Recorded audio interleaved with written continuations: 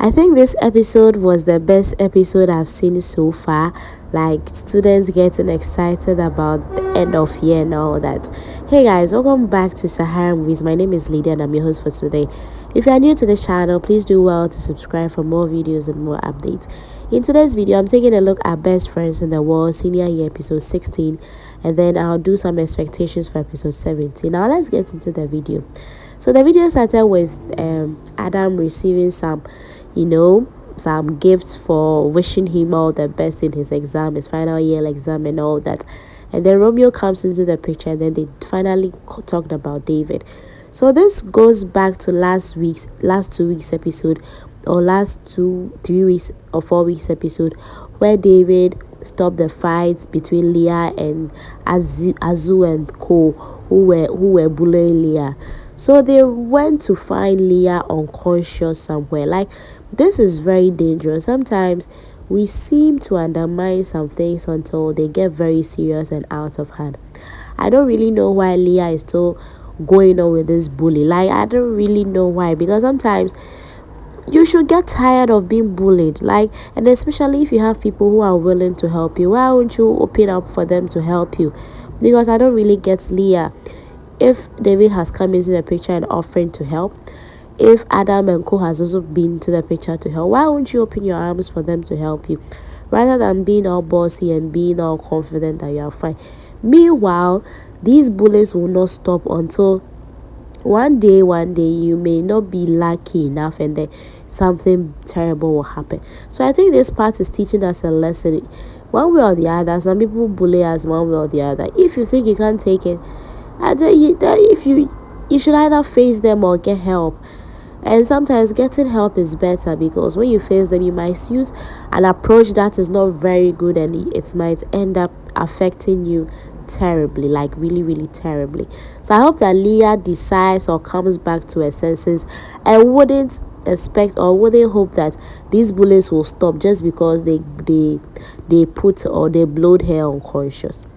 My next scene, I'd like to talk about the best friends. Now Esther has finally returned. Like, the emptiness that the friends felt when she wasn't around, I think that void has been filled now. Like, it is full now, because no matter how someone wouldn't really make a difference if they are not there. Like, there's this, you feel this, like there's something missing. You really, really feel there's something missing. And it happens to all of us. Sometimes not even our friends. Sometimes there's one particular routine that we follow. The day we decide not to follow that routine, we feel empty and we feel some way. So yeah, I'm happy that Esther is back and she has restored this friendship back to normal. Like, I'm happy that they have come all back to normal. So now they are getting ready for nominations and all that. As for Iris, I don't really get what her problem is. Like, people who are like that are really soft inside. Like, I didn't really understand why she was being very rude to Olive. Even though Olive decided to brush it off, I still think Iris didn't have any right to disrespect Olive in that sort, after she decided to volunteer to be on board, like the preferred board, the decision making board, and not to go inside to know that she had a motive behind all that. She wanted the prom queen. But I think that Iris is a bit inconsistent with her attitude, because at one moment she's extremely nice, at the other moment you don't even understand her real motive. Like, she's just an on and off human being. I hope that her friends or the position that she's vying for will make her mellow a bit, like will make her a bit humble and a bit compassionate, express compassion. Because if you are compassionate about things and you don't express it, then there's no need being compassionate about something, because I feel that compassion is something that should be expressed and it should be exhibited. So I'm happy that eventually Olive's decision or Olive's idea was bought, and like it was cool. Now prom nights, they've selected or they've nominated some people for the prom night queen and prom king. I wasn't really getting why Adam was all furious all of a sudden. Like, his mood had changed totally. He was really, really furious. Sometimes you don't really know you want something until you don't get it. Like, you think you are indifferent about it, and then it comes and you don't get the chance to experience it, and you realize how it really affects you. I think it happens to all of us. We will think we don't need something, and when we actually don't get it, we feel very, very let down and all that. And that's how Adam felt. And it's something natural, not even to talk about being in your teenage or being in secondary school. It's a natural phenomenon, like it's a natural occurrence. You think you don't want something. It's like you being a very intelligent student. You think, oh, being second is cool or being third is cool because maybe that time you couldn't study well.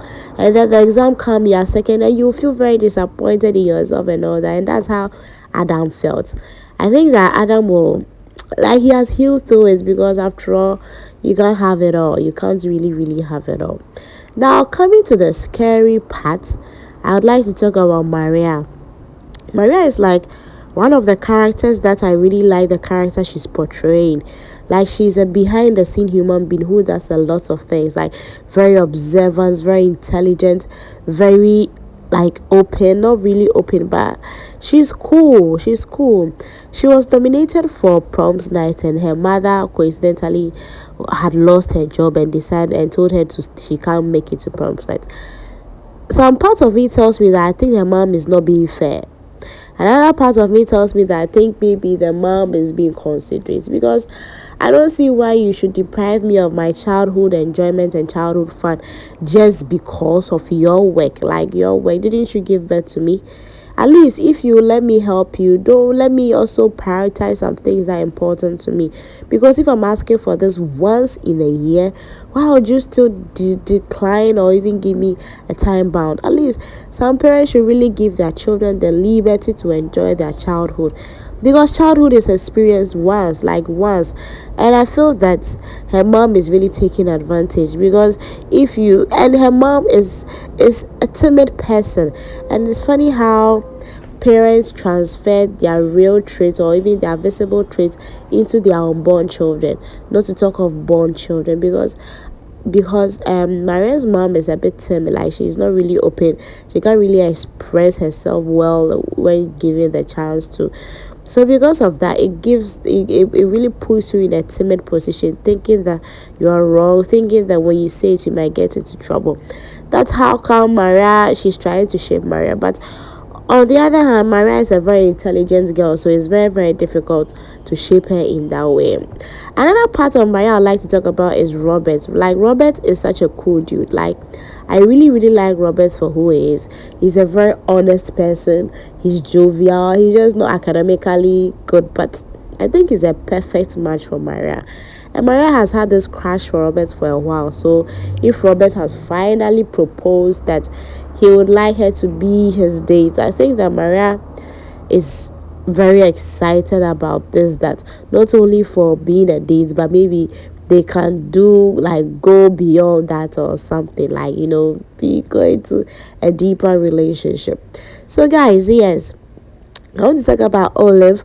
Olive has finally met her would-be stepfather, and this is not an easy thing for anybody. Like, a completely different person comes into your family, a completely different person comes into your home. No matter how expectant you can be, it may change, makes it to cause some changes to be in your house. Let's say like you wouldn't really feel comfortable, so it's natural that Olive is having this mixed feelings about her new or her would-be stepfather, like especially in such an age where she has gotten to an age where she doesn't really need her parents and all that.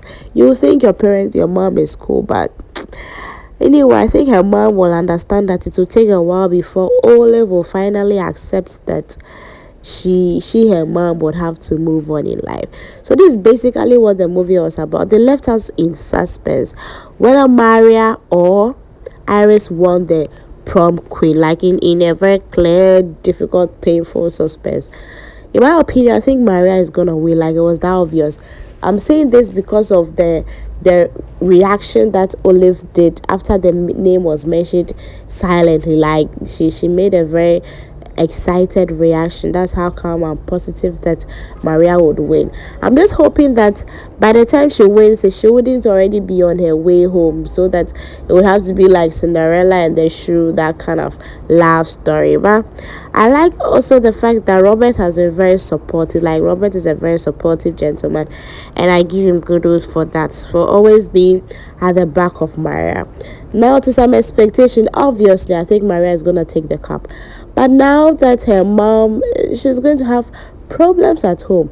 And from a statement her mom said you can miss your school, and then you would have to miss your school and help me. Like, I know there are mothers. Mothers are not supposed to be the same, but at least there are some things that mothers should reconsider. I think it's about time that Maria also stood on her grounds and broke some rules. Sometimes if you don't break rules, if you don't take risks, you realize that, oh no, your life has been a boring one. Your life has been a life that is controlled by anybody anytime. So Maria should break some rules. Your mom says get home 9 p.m. Get home 11. What's the worst thing she could do? Like, I'm not really giving a bad advice, but sometimes parents should give their children the liberty to enjoy their childhood. Yeah. Another expectation, I think when Iris loses, she's going to go insane. Like, besides, the students are already going against her, are already judging her sincerity, and are already judging her loyalty in regards to the prefectship and then the domination that recently went on. So she herself, she's a bit confused about everything. I think the next episode is going to be an excited one. I was really, really happy about this one. My name is Lydia once again. Let me know what you think about this video. Have you watched episode 16 yet? What are your expectations for episode 17? And who do you think will win the prom queen? Like, who will be the prom queen or the prom king? Let me know what you think about this video. I'll be ending here for today once again. My name is Lydia. Till next time. Bye.